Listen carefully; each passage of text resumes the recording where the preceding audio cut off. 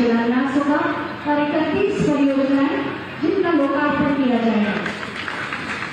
Button दबा और शिलापट का अनावरण, सड़क, शिक्षा, स्वास्थ्य, चिकित्सा, कृषि, पेयजल, बाढ़ नियंत्रण, सुरक्षा, पर्यटन आदि से जुड़ी ये 50 परियोजनाएं 143 करोड़ से अधिक की लागत की विकास के नए आयाम और नए द्वार खोलेंगी आजमगढ़ की, और आजमगढ़ विकास के लिए आने वाले समय में जाना जाएगा। ये संकल्प है माननीय मुख्यमंत्री महोदय का। आज बहुत सारे लाभार्थियों को भी प्रतीक स्वरूप मंच पर बुलाया जाएगा और उन्हें उनके लाभांश से सम्मानित किया जाएगा। मैं इस क्रम में नाम ले रही हूँ, हम लोग आगे आ जाए और माननीय मुख्यमंत्री महोदय से अनुरोध करूंगी कि इन लाभार्थियों को प्रमाण पत्र, स्वीकृति पत्र इत्यादि प्रदान करें। प्रधानमंत्री फसल बीमा योजना के लिए श्रीमती सूर्य देवी कृषि विभाग की ओर से प्रमाण पत्र दिया जाएगा।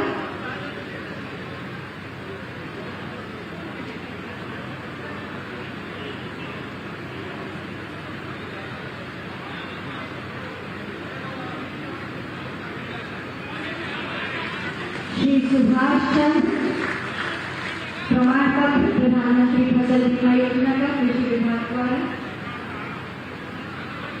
श्री सुभाष चंद्र कृषि यंत्रों को खरीदने के लिए चाबी श्रीमती तारा देवी को कृषि विभाग की ओर से कृषि यंत्र की चाबी। श्रीमती अंजू देवी जी को भी कृषि यंत्र की चाबी।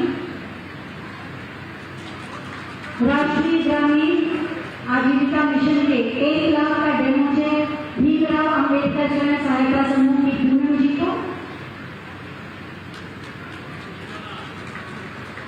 राजा सुहेलदेव स्वयं सहायता समूह की कुसुम जी को भी 1 लाख का डेमो चेक। आपकी तालियों के बिना सब कुछ फीका सा लगता है। मुख्यमंत्री आवास योजना के लिए स्वीकृति पत्र दिए जाएंगे। स्वीकृति पत्र श्रीमती बदामी। मुख्यमंत्री आवास योजना का स्वीकृति पत्र श्रीमती मीना। प्रधानमंत्री आवास योजना शहरी के लिए चाबी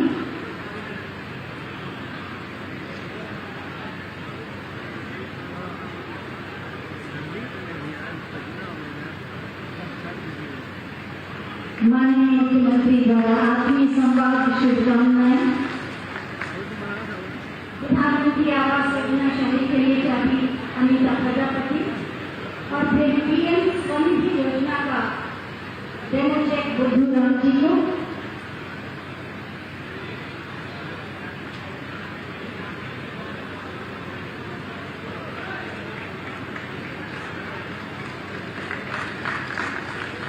एक अभिभावक की तरह वो सभी लाभार्थियों से बातचीत कर रहे हैं, उनके जीवन के बारे में जान रहे हैं।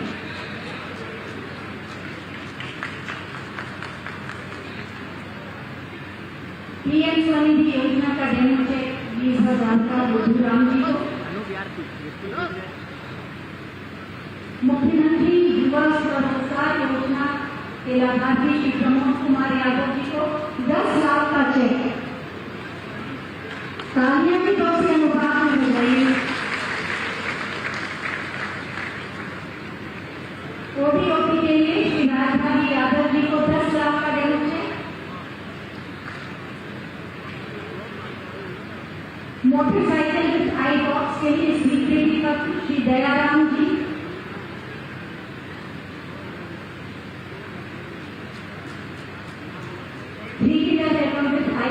के लिए स्वीकृति पत्र श्री यहिया अंसारी जी को।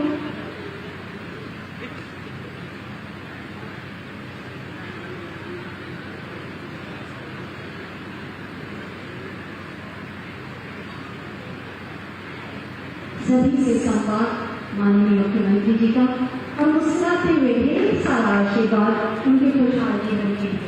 Golden card, Ayushman golden card दिया जा रहा है। ममता निगम, जय भारत, इनके आयुष्मान गोल्डन कार्ड दिया जा रहा है।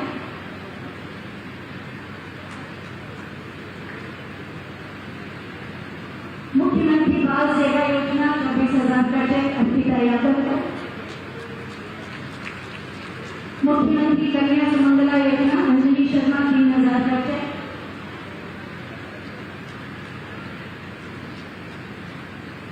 घरौनी प्रमाण पत्र जयाराम जी को,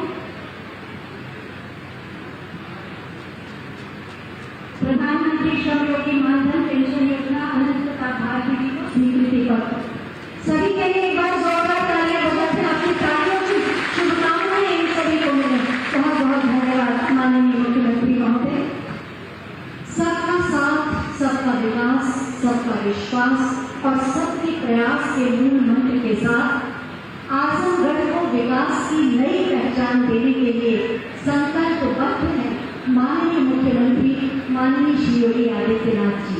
मैं बहुत ही आदर के साथ माननीय मुख्यमंत्री महोदय से अनुरोध करूंगी कि एक बार फिर हमारा मार्गदर्शन करें और अपने आशीर्वचनों से हमें अनुग्रहित करें। आपकी जोरदार तालियां।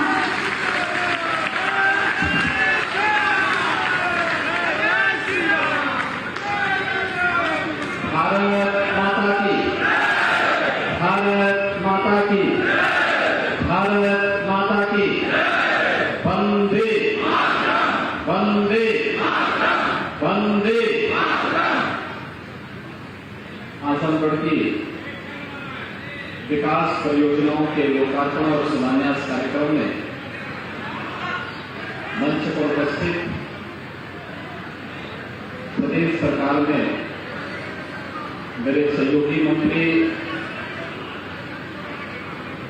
चौधरी भूपेंद्र सिंह जी, परिवहन विभाग के मंत्री श्री दयाशंकर सिंह जी, प्रदेश के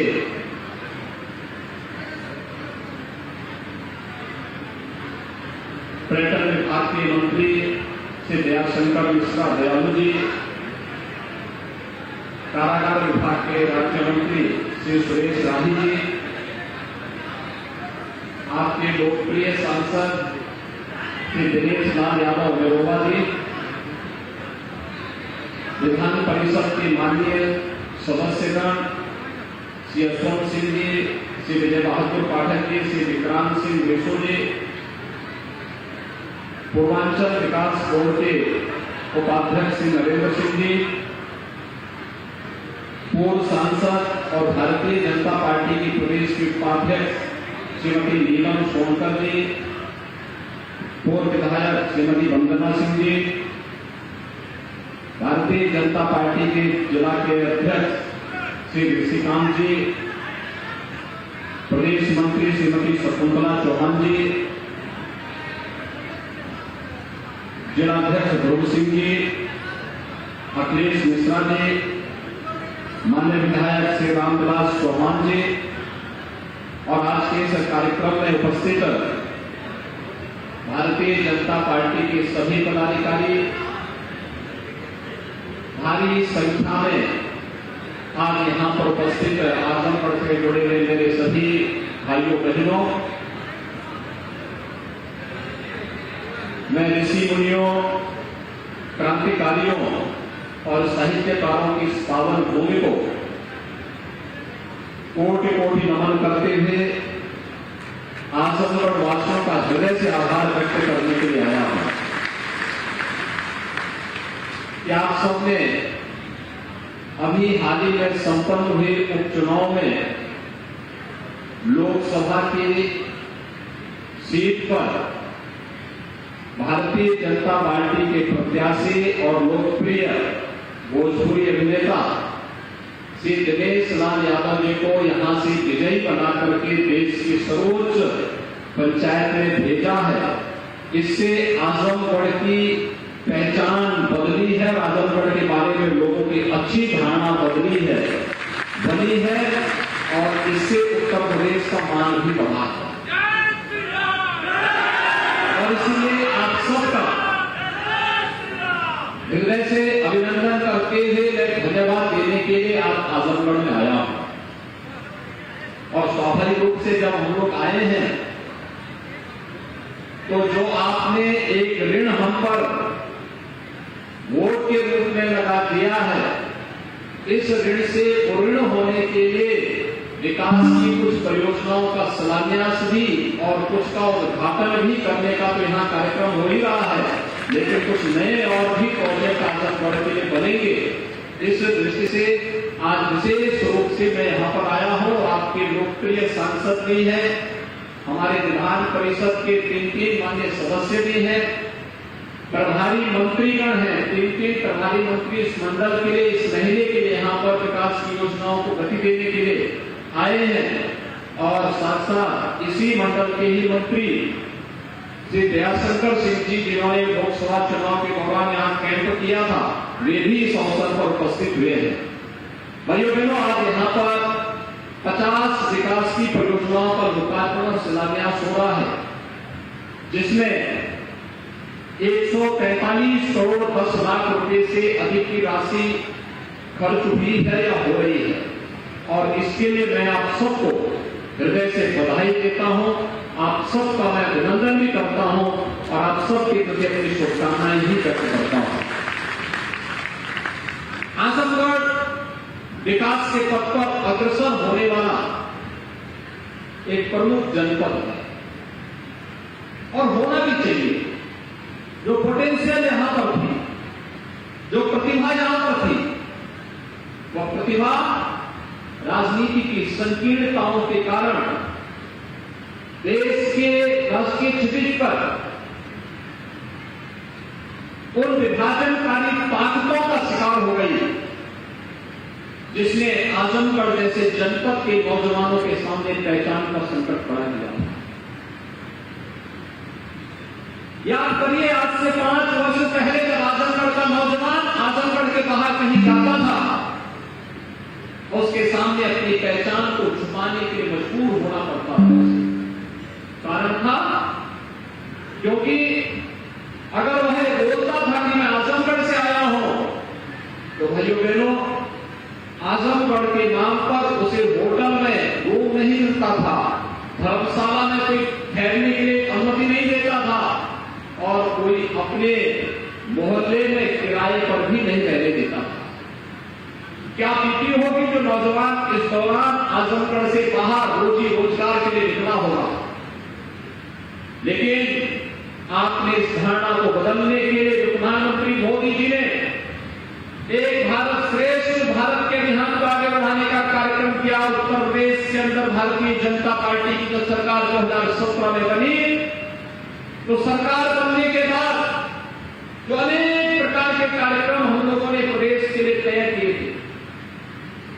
आजमगढ़ के अंदर भले ही हमारा विधायक न बना हो, भले ही हमारे सांसद न जीते हो, हमने लोकसभा चुनाव में भी आजमगढ़ की भी और लालगंज की भी सीट हम लोग हारे थे, लेकिन हमने आजमगढ़ के विकास को अवरुद्ध नहीं होने दिया। पूर्वांचल एक्सप्रेस वे प्रधानमंत्री मोदी जी ने इसी आजमगढ़ में आकर के जुलाई 2018 में उसका शिलान्यास किया था। आज पूर्वांचल एक्सप्रेस वे ने आजमगढ़ के विकास को एक नई गति दे दी है। अब यहां से लखनऊ जाना हो, भाइयों बहनों, मात्र 2 घंटे में आप लखनऊ पहुंच सकते हैं। आपको दिल्ली जाना हो तो पूर्वांचल एक्सप्रेस वे से लखनऊ, आगरा एक्सप्रेस वे और यमुना एक्सप्रेस वे पकड़ करके मात्र 7 घंटे में आप दिल्ली पहुंच सकते हैं। क्या कोई कल्पना करता था कि ये होगा? आजमगढ़ की जो वर्षों से मांग थी कि आजमगढ़ में एक विश्वविद्यालय स्थापित होना चाहिए, कहने के लिए बहुत सारे लोग आजमगढ़ में आए, लेकिन विश्वविद्यालय भी डबल की सरकार ने आजमगढ़ को दिया। और भाइयों बहनों, आजमगढ़ में महाराज सुहेलदेव के नाम पर विश्वविद्यालय का निर्माण कार्य भी आज युद्ध स्तर पर चल रहा है।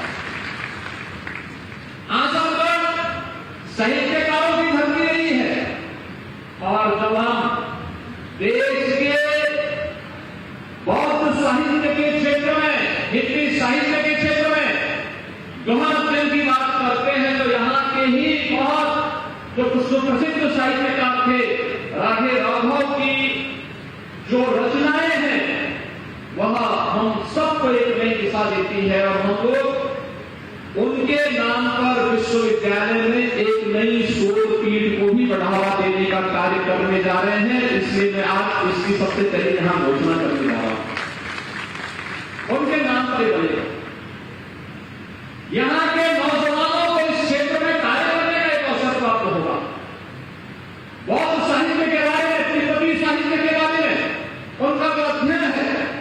उसको जानने का अवसर प्राप्त होगा और आजमगढ़ अपनी एक नई छवि के साथ आगे बढ़ता हुआ दिखाई देगा। अभी आपने देखा होगा मंच पर हम लोगों ने तमाम लाभार्थियों को सम्मानित किया। किसी को प्रधानमंत्री आवास योजना मिला है, किसी को मुख्यमंत्री आवास मिला है, किसी को आयुष्मान भारत का कार्ड मिला है, किसी को राशन कार्ड नरेंद्र मोदी का राशन कार्ड मिला है, किसी को रोजगार के लिए मत्स्य संपदा योजना के अंतर्गत रोजगार करने के लिए अवसर प्राप्त हुआ है, किसी महिला स्वयंसेवी समूह को रिवॉल्विंग फंड उपलब्ध करवाया जा रहा है और किसी को स्वयं के रोजगार के लिए भी एक अच्छी खासी धनराशि आज यहां पर उपलब्ध करवाई गई। यानी जितने कार्य हैं विकास की परियोजनाओं को लोकार्पण शिलान्यास भले हम कर रहे होंगे यहां पर, और अभी तो मैं कहूंगा निरोवा जी को भी और अपने तीनों एमएलसी को भी कि यहां के जिला प्रशासन के साथ बैठ करके डिस्ट्रिक्ट लेवल बैंकर्स कमेटी की बैठक को आयोजित करिए, उत्तर प्रदेश के व्यवसायिक शिक्षा और कौशल विकास विभाग के साथ बैठक करिए और एक भारी रोजगार मेले का आयोजन आजमगढ़ के अंदर किया जाए, जिससे यहाँ के नौजवानों को आजमगढ़ के अंदर ही नौकरी की संभावनाओं के नियुक्ति पत्र यहीं से जारी हो सके। मैं गोरखपुर में था, बड़ी बड़ा मैं गोरखपुर में था, 136 कंपनियां कल गोरखपुर में आई थी और 136 कंपनियां जो गोरखपुर में आई थी उन 136 कंपनियों में इसमें फार्मेसी की भी थी, पैरामेडिकल की भी थी, नर्सिंग की भी थी और अलग अलग उसमें थी। मारुति सुजुकी ने भी वहां पे, रिलायंस जियो ने भी वहां पर अपना कैंप लगाया था और एक दिन में गोरखपुर के अंदर अकेले गोरखपुर महानगर में कल 5000 नौजवानों को नियुक्ति पत्र वहां पर देने का काम हुआ है। हम लोगों ने विगत 5 वर्ष के दौरान 5 लाख नौजवानों को सरकारी नौकरी दी। आज सरकारी नौकरी की जब बात होती है तो भाइयों बहनों कोई किसी के साथ भेदभाव नहीं कर सकता। आज हमारे उत्तर प्रदेश के नौजवानों के साथ कोई भेदभाव नहीं कर सकता। नौजवान को उसकी योग्यता के अनुरूप नौकरी देना इस सरकार का कार्य है, सरकार ने किया।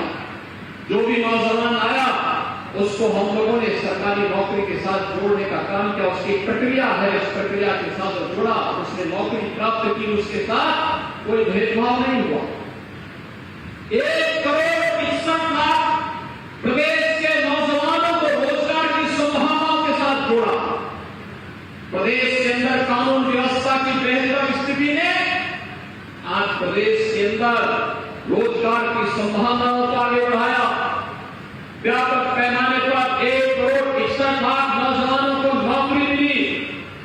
व्यापक पैमाने पर वे नौजवान आज स्वावलंबन के ओर अग्रसर हैं और 60 लाख से अधिक उद्यमी और कारीगर और हस्तशिल्पियों ने स्वतः रोजगार के साथ जोड़ करके इस कार्यक्रम को आगे बढ़ाया। हमने बैंकों से लोन दिलाया, सस्ते दर पर लोन दिलाया, आवश्यकता पड़ी तो सरकार से सब्सिडी दी हुई। मुख्यमंत्री अप्रेंटिसशिप योजना दिलाई कि विश्वविद्यालय, महाविद्यालय, पॉलिटेक्निक, इंजीनियरिंग कॉलेजेस में पढ़ने वाले जो हमारे छात्र हैं, अगर वो उद्योग के साथ जुड़ते हैं, आवश्यक नहीं कि हर परिवार की आर्थिक स्थिति एक जैसी होगी। जो कमजोर परिवार के लोग हैं, फीस नहीं है, तो हम उसको उद्योग के साथ उस नौजवान को सब जोड़ेंगे और मुख्यमंत्री अप्रेंटिसशिप योजना के अंतर्गत उस नौजवान को एक निश्चित मानदेय सरकार भी उपलब्ध कराएगी, उद्योग भी उपलब्ध कराएगा और पढ़ाई भी करेगा, उद्योग में काम भी करेगा, अपना प्रोजेक्ट वर्क भी आगे बढ़ाता जाएगा और उसके सामने आजीविका का संकट भी नहीं खड़ा होगा। वो कहीं भी जाएगा, देश और दुनिया के अंदर सम्मान मिलेगा। ओडीओपी के लिए भी हम यहां पर कार्य करने जा रहे हैं। 1 डिस्ट्रिक्ट 1 प्रोडक्ट आपने देखा होगा। अभी मुझे यहां के जिलाध्यक्ष ने और यहां के सांसद जी ने एक जनपद एक उत्पाद की जो ब्रांड वो मुझे भेंट की, मंत्रियों को भेंट की। यह आजमगढ़ की एक पहचान है, यहाँ के शिल्पियों, यहाँ के कारीगरों ने, आप देखिए विपरीत परिस्थितियों में इस कार्यक्रम को आगे बढ़ाया। और मैं यहाँ के जिला प्रशासन से कहूंगा कि इस उद्यम को आगे बढ़ाने की आवश्यकता, अधिक से अधिक लोग इसमें रोजगार के साथ जुड़ सकें, इन्हें फ्री में मिट्टी मिल सके। जहां हमें व्यवस्था देनी होगी वहीं कॉमन सर्विस सेंटर के माध्यम से तकनीक उपलब्ध कराना, इनके मार्केटिंग की व्यवस्था कराना, इन्हें हर प्रकार की सुविधाओं से युक्त करना। और ये सभी कार्यक्रमों के साथ अगर हम इसे जोड़ते हुए दिखाई देंगे तो भाइयों बहनों, विकास दूर नहीं होगा और साथ साथ हर नौजवान स्वावलंबन की ओर अग्रसर होगा। और नौजवान अगर स्वावलंबन की ओर अग्रसर हो गया तो समाज और राष्ट्र स्वयं स्वावलंबी हो जाएगा। हमारी सबसे बड़ी ताकत है हमारा नौजवान, और इस नौजवान को हर प्रकार से तकनीक से युक्त करने के लिए इस सरकार ने तय किया है कि 2 करोड़ स्नातक और प्रास्नातक नौजवानों को हम टैबलेट और स्मार्टफोन की सुविधा से युक्त करेंगे। अब तक हम लोग लगभग 15 लाख नौजवानों को टैबलेट और स्मार्टफोन उपलब्ध करवा चुके हैं। हमारा प्रयास है इसे इस स्तर पर आगे बढ़ाने का। कोरोना के कारण चिप्स होती है जो हर टैबलेट और स्मार्टफोन पे लगती है, वो नहीं उपलब्ध हो पा रही है। प्रोडक्शन थोड़ा धीमा है, अन्यथा तक हम बड़े पैमाने पर नौजवानों को इस सुविधा से युक्त कर सकते, करने की हमारी इच्छा थी। और भाइयों बहनों, हमारा संकल्प है इस कार्यक्रम को हम आगे बढ़ाएंगे। और इसीलिए आज यहां पर ओडीओपी के लिए कॉमन सर्विस सेंटर की स्थापना का कार्यक्रम युद्ध स्तर पर आगे बढ़े, इसके लिए मैं एमएसएमई विभाग से भी कहूंगा और जिला प्रशासन भी इस प्रकार का एक प्रस्ताव इसको भेजे, जिसे ब्लैक पोर्टली के माध्यम से ढेर सारे लोगों को यहां पर रोजगार की संभावनाओं के साथ आगे हम बढ़ा सकें। यहां के नौजवानों को हाई स्कूल और इंटरमीडिएट पास करने वाले नौजवानों के उनकी अपने रुचि के अनुसार कार्य करने का उन्हें अवसर प्राप्त होना चाहिए। आजमगढ़ को उस प्रकार के सेंटर के रूप में विकसित होना चाहिए। इसकी जो छवि खराब की गई थी, इस छवि से उभरने की आवश्यकता है और इसलिए आवश्यक होगा, सरकार इस दिशा में प्रयास कर रही है जिससे। और मैं कहना चाहूंगा जिला प्रशासन इस प्रकार का एक प्रस्ताव दे कि मेडिकल कॉलेज के कैंपस में एक पैरामेडिकल का भी कॉलेज वहां स्थापित हो। पैरामेडिकल के माध्यम से ढेर सारे नौजवानों को प्लेसमेंट की 100% गारंटी देने वाली एक सुविधा।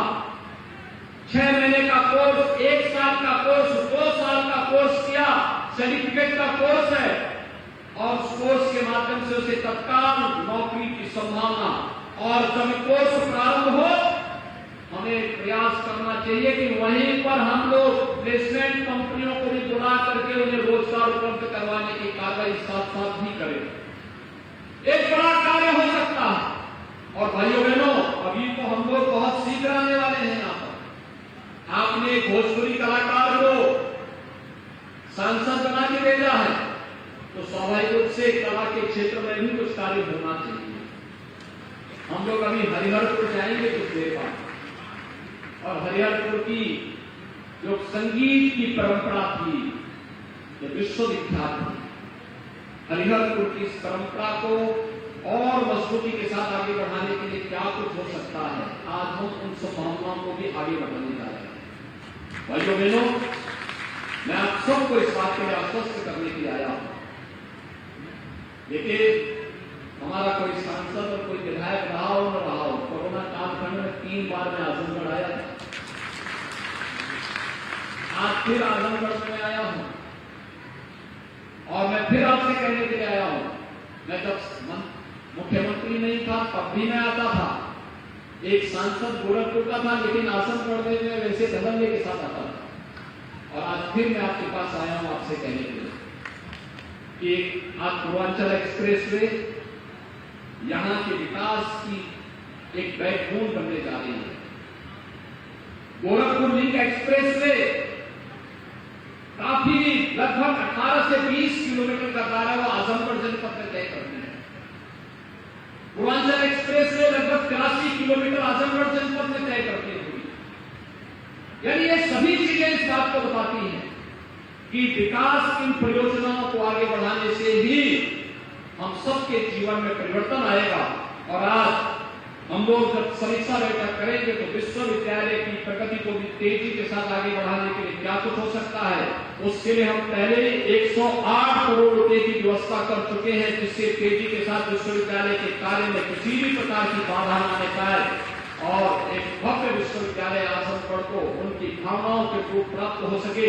इस विश्वास के साथ आज यहाँ पर विकास की ढेर सारी योजनाएं आपको प्राप्त हो रही है और विकास की ढेर सारी योजनाएं के प्रस्ताव यहाँ के माननीय सांसद जी ने, यहाँ के विधान परिषद सदस्यों ने मुझे उपलब्ध कराए हैं। इन सबको हम तेजी के साथ आगे बढ़ाएंगे। इस विश्वास के साथ भाइयों बहनों, मैं आप सबको आज के इस अवसर पर हृदय से बधाई देता हूँ, आपको चुनाव जिताने के लिए हृदय से धन्यवाद देता हूँ और आप सबसे आह्वान करता हूँ, यह देश आजादी का अमृत महोत्सव मना रहा है।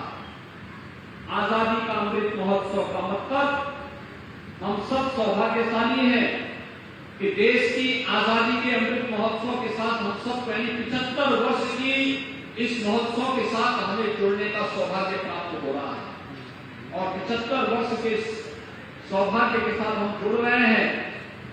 एक प्रधानमंत्री मोदी जी ने देश के लिए कुछ संकल्प दिया है। 13 अगस्त से 15 अगस्त के बीच हर घर तिरंगा का कार्यक्रम होना चाहिए, हर घर में तिरंगा लहराना चाहिए। लहराएगा ना तिरंगा? हर घर में हर घर तिरंगा लहराएंगे। सभी लोग सहमत हैं? दोनों हाथ लगा के बोलेंगे मेरे साथ, दोनों हाथ लगा के भारत माता की। तो 13 से 15 अगस्त के बीच हर घर में तिरंगा लहराना चाहिए। लहराएगा ना? दूसरा, इस दौरान स्थानीय स्तर पर हमारे स्कूलों को, कॉलेजेस को एक अभियान चलाना चाहिए कि हर गांव में, हर कस्बे में कोई न कोई क्रांतिकारी आजादी की लड़ाई के साथ अपने आप को समर्पित किया था। यहाँ पर क्या उन सभी क्रांतिकारियों के नाम को फिर से हम इतिहास के पटल पर अमृत साहब के रूप में आगे बढ़ाएं। स्कूल कॉलेजेस को इस शोध के साथ जोड़ना चाहिए और उसका एक संकलन अपने विद्यालय स्तर पर फिर जनपद स्तर पर करवाना चाहिए। एक बड़ा कार्य होगा। प्रभात फेरी निकले, तमाम प्रकार के रचनात्मक कार्यक्रमों के साथ लेखन प्रतियोगिता हो, क्रांतिकारियों के वेशभूषा में फैशन शो हो और भी अनेक कार्यक्रम, लेखन प्रतियोगिताएं का आयोजन हो, वीर रस की राष्ट्रभक्त से जुड़ी हुई कविताओं का गायन हो। ये तमाम कार्यक्रम तो हमें करने ही चाहिए, लेकिन साथ साथ जब देश आजादी का शताब्दी महोत्सव मना रहा होगा, भाइयों बहनों, जब देश आजादी के 100 वर्ष पूरा कर रहा होगा, उस समय हमें कैसा भारत चाहिए। देश की आजादी के शताब्दी महोत्सव के लिए हम सबको अपने आप को तैयार करना होगा और यह तब हो सकता है जब हर भारतवासी अपनी जिम्मेदारियों का निर्वहन करते हुए, अपने कर्तव्यों का निर्वहन करते हुए पूरी ईमानदारी के साथ एक संकल्प ले ले कि मुझे स्वयं के लिए, अपने गांव के लिए, अपने नगर के लिए, अपने विकास खंड के लिए, अपने जनपद के लिए और अपने प्रदेश और अपने देश के लिए कार्य करना है और उसे महानता की ओर अग्रसर करना है। तो भारत को दुनिया की सबसे बड़ी ताकत बनने से कोई भी नहीं रोक सकता है और हमें भारत को दुनिया की सबसे बड़ी ताकत के रूप में स्थापित करने के लिए प्रधानमंत्री मोदी जी के संकल्प के साथ जुड़ना होगा और इस संकल्प के साथ जुड़ने का आह्वान सबसे करते हुए मैं आप सबको अभी से रक्षाबंधन, स्वतंत्रता दिवस के अमृत महोत्सव कार्यक्रम की और फिर इसके बाद जन्माष्टमी का भी आयोजन आ रहा है। इन सभी आयोजनों की हृदय से बधाई देता हूं, अपनी शुभकामनाएं देता हूं और पूरे आजमगढ़ वासियों का श्री दिनेश लाल यादव निरोवा जी को आजमगढ़ लोकसभा सीट की प्रतिष्ठित सीट पर विजयी बनाने के लिए हृदय से धन्यवाद देते हुए आप सबका आभार व्यक्त करता हूँ। बहुत बहुत धन्यवाद। जय हिंद। भारत माता की, भारत माता की, भारत माता की। बहुत धन्यवाद माननीय, आपकी मंगलकामना, मार्गदर्शन और आशीर्वचन